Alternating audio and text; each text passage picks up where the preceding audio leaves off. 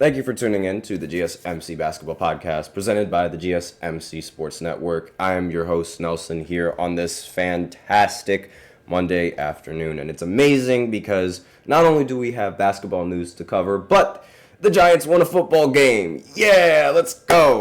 So, for all of you guys who are interested in football, we have so many football podcasts. We have a sports podcast coming up that is also going to talk about football. TJ is the host of that sports podcast. There's a football podcast that happens right before my podcast. I believe it starts at 10:30, and we have a fantasy football podcast, a chip shot football podcast, so many podcasts about football, a college football podcast. So anytime you want an update on what's going on in football, I recommend tuning into those podcasts and listening to what everyone has to say. All right, I'm going to stop wearing this hat.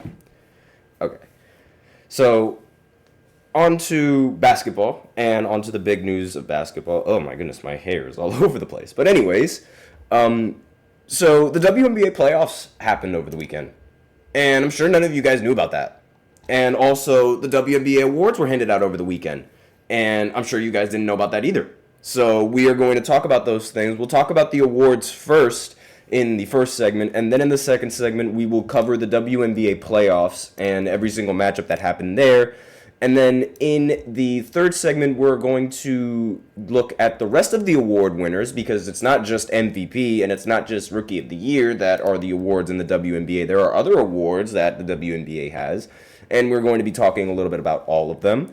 And then in the fourth segment, we're going to be shifting our focus back to the NBA and talking about Jason Tatum and some comments that a lot of people really like to make fun of, because apparently he claims that he knew his team would win in the finals. And I'm kind of curious as to why he knew that and how he knew that, because I didn't look at it before. It was 13 hours ago, but I opened up my phone and I just looked at the article and I'm like, that's interesting. I wonder how Jason Tatum knew all along that he would win. And then we also have a special fifth segment at the end of the fourth segment that I like to reveal. So be sure to stay tuned at the end all the way if you guys are interested to figure out what that fifth segment actually is. And before I begin, I do like to remind everybody that we love to hear what you guys have to say during the show, whether you guys have a hot take, a burning question, something you've been dying to say. We are all ears.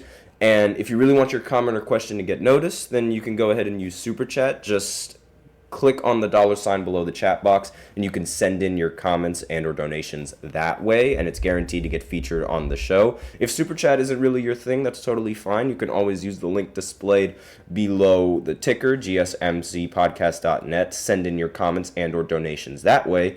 Either or really helps the show, makes it way more interactive between myself and you guys. And with that out of the way, let's go ahead and continue on with this first segment, which is going to be talking about Caitlin Clark and A'ja Wilson. So first we're going to start with A'ja, because I feel like the back-to-back unanimous MVP award winner is something that's worth talking about. Yes, this isn't the first time that she's won. Actually, yes, this isn't the first time that she's won the MVP award, and it's not the first time that she's won the MVP award unanimously. She is fantastic. She's an amazing athlete. She is the best player that the WNBA has, right next to Caitlin Clark, in my opinion. And I mean, she won the MVP. This makes it her third MVP, I believe. And again, it's just multiple unanimous MVP awards on your resume. You really have to be an elite and unstoppable force in the WNBA, because I mean, let's face it, she can do everything on the basketball court. I mean, you see that jersey back there, LeBron James, put that up there, thanks Mom. That's basically her.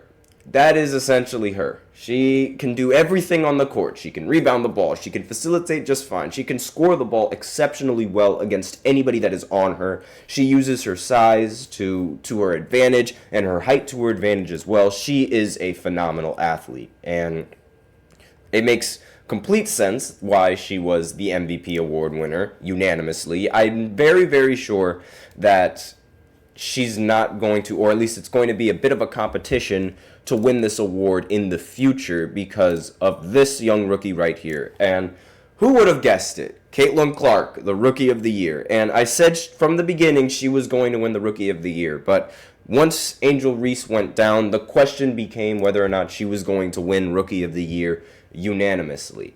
And turns out that's exactly what she did. So I called it. Just throwing it out there, guys. I called it. You can go ahead and look at the previous podcast before. I've said it from the beginning. That she was going to win the Rookie of the Year. And then once Angel went down, I said she should win it unanimously. There should be no questions about it, but wouldn't be surprised if there was anybody in the WNBA that wanted to sway the vote in somebody else's favor because of how the WNBA, and some of the WNBA athletes don't really like her. But that's a completely different story.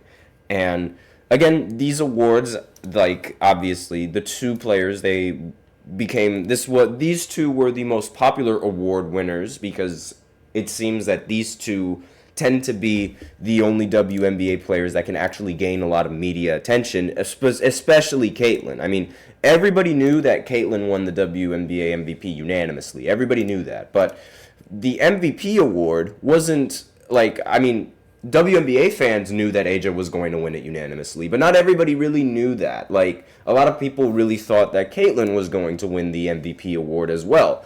And while I do understand the argument for Caitlyn winning the MVP, because she did lead the Fever to their first ever playoff series in the last 8 years. I almost said 3.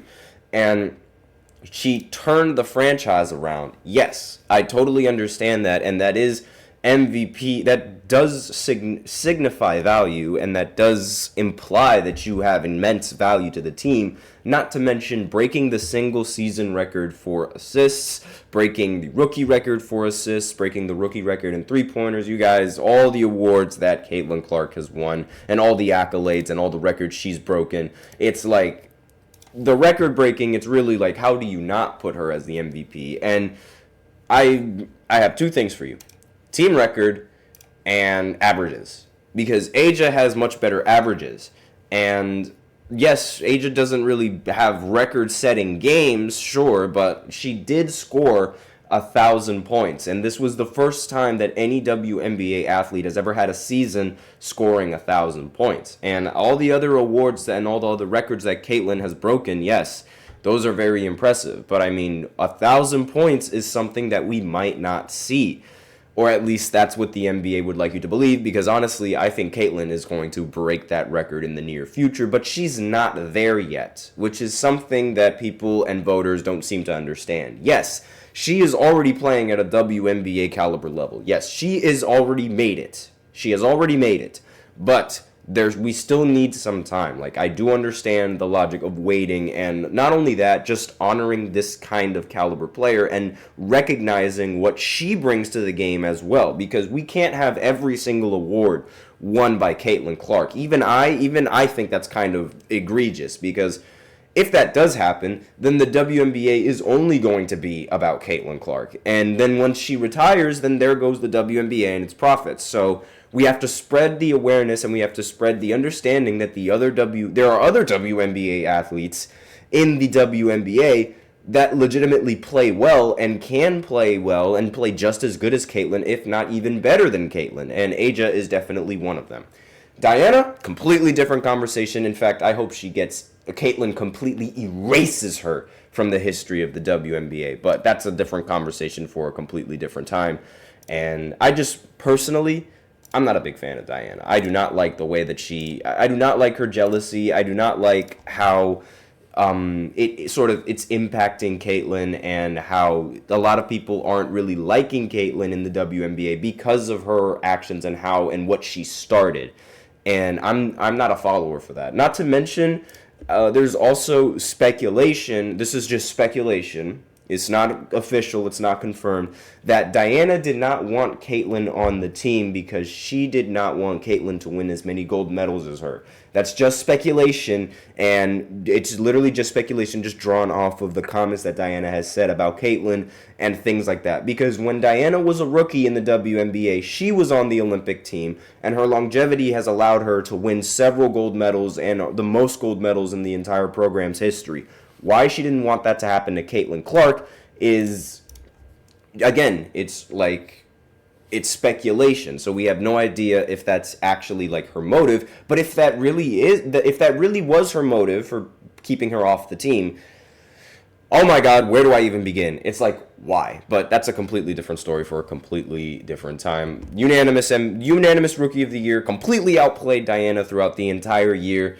We'll see if that's going to happen in the postseason. And speaking of the postseason, I'm going to go ahead and go into the second segment where I update all of you guys on what's going on in the WNBA playoffs, because I guarantee you none of you guys know.